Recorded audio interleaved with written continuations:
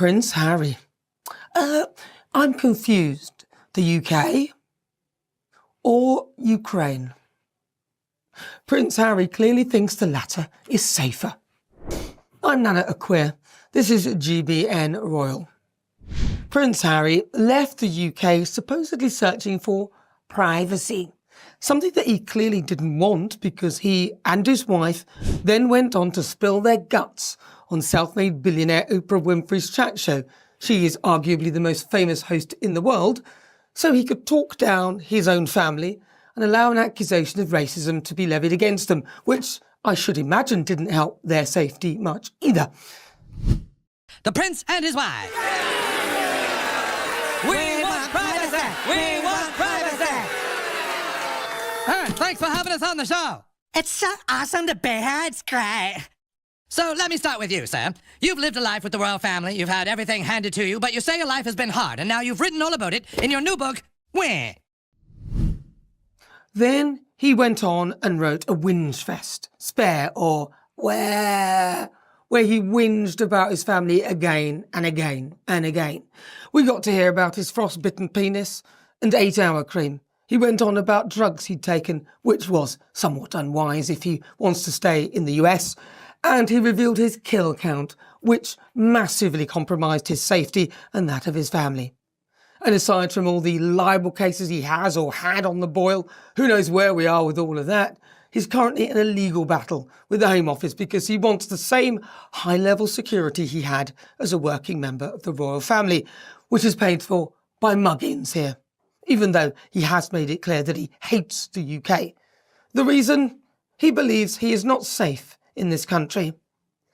Yet he's been on faux royal tours to arguably two of the most dangerous places in the world, scam capital Nigeria and drug capital Colombia. On one of those visits, his wife Meghan waited for him in Heathrow Airport because the UK is apparently too dangerous. She didn't want to step out. No sooner had Harry finished court proceedings regarding his case for royal protection and the risk he believed his family face if they were to come to the UK, he hot-footed it to a war zone, Ukraine, where tanks, drones, ballistic missiles are being fired at will on a daily basis. So I ask again, the UK or Ukraine? Which one is safer? It doesn't take a genius, does it? Yeah, he went to see wounded soldiers, frankly, in my view, a very dangerous PR exercise, endangering not only him, but those tasked with ensuring his safety. Hello, everyone. Welcome back to Royal Sussex Squad, where we always stand up for Prince Harry and Meghan Markle and give them the respect they truly deserve. Today, we're unpacking yet another tired attempt by the British media to drag their names through the mud. But as always, we're here to cut through the noise, expose the hypocrisy, and lift up Harry and Meghan for the remarkable, compassionate people they are. Get comfy, grab a cup of tea, and let's dive right into the truth. Once again, the critics have come out swinging against Prince Harry, painting him as some confused figure just because he dares to prioritise his family's safety. It's the same old tired narrative. Attack Harry and Meghan for wanting privacy, and then attack them again when they use their voices to highlight real issues.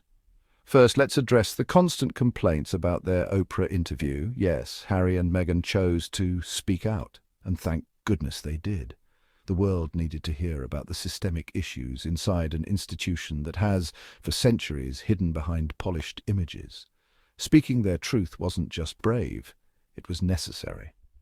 And for those who cry about them seeking privacy, let's be clear. Privacy does not mean silence. It means having the right to choose when and where you speak. Then there's the endless mockery of Harry's memoir, Spare. Critics seem obsessed with distorting his honest reflections into some kind of whinge fest, ignoring the bravery it takes for a man to confront his trauma publicly. Harry's openness about his military service, struggles with grief and personal growth is something to be admired, not ridiculed. It's far more courageous than hiding behind a desk, throwing cheap shots on television. And let's not even get started on the manufactured outrage over his security concerns. The media wants to act like Harry's being unreasonable for wanting proper protection when he's back in the UK, despite very real threats against him. Yet they conveniently forget that former prime ministers, even those in office for mere months, received lifelong security. Harry served his country in war zones, represented the monarchy with dignity, and yet they want to strip him of basic safety. It's nothing but spiteful and small-minded. As for the pathetic attempt to smear his recent visit to Ukraine, suggesting it somehow undermines his call for protection in the UK, what utter nonsense. Prince Harry's trip to Ukraine was not some publicity stunt. It was a continuation of his lifelong commitment to helping those affected by conflict, just like his late mother, Princess Diana. Visiting wounded soldiers and supporting prosthetic initiatives is meaningful, heartfelt work. Unlike the talking heads in the UK media, Harry is out there making a real difference in the lives of people who need it most. And Meghan, the trolls couldn't wait to attack her too, sneering at her upcoming podcast, Confessions of a Female Founder. They mock her ambition and call her names, but we see right through it.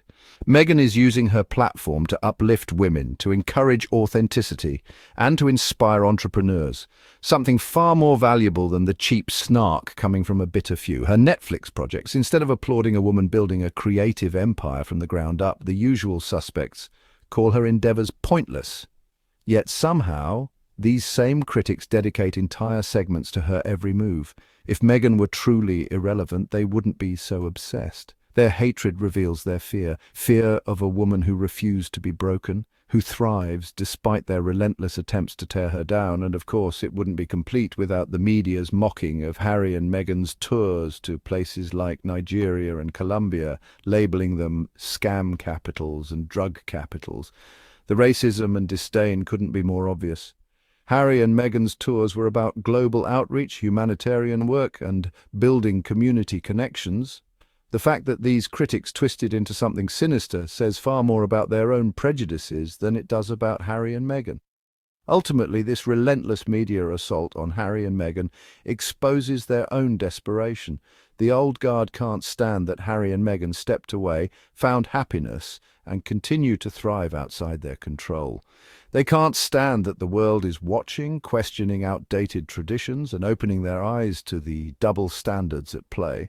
Prince Harry and Meghan Markle are redefining what it means to be modern royals, compassionate, bold, and unafraid, and no amount of tabloid hate will change the fact that they are on the right side of history.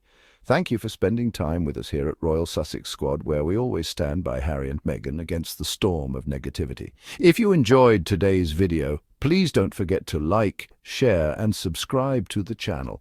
Your support helps us keep telling the real story, the one the tabloids don't want you to hear. And if you'd like to go the extra mile, you can show some love through super thanks right below the video. Every contribution helps us grow and continue celebrating Harry and Meghan's inspiring journey. Until next time, stay positive, stay proud, and keep supporting truth and justice for the Sussexes. See you soon.